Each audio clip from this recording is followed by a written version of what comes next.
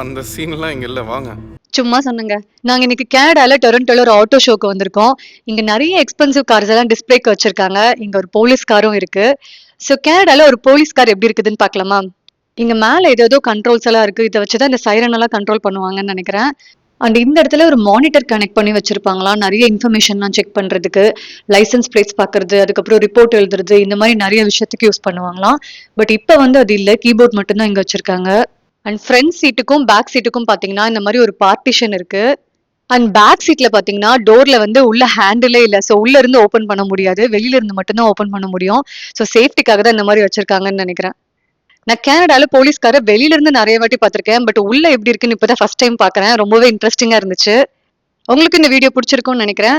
இதே மாதிரி அடுத்த வீடியோல கனடால ஒரு மிலிட்டரி வெஹிக்கிள் எப்படி இருக்குன்னு பார்க்கலாமா?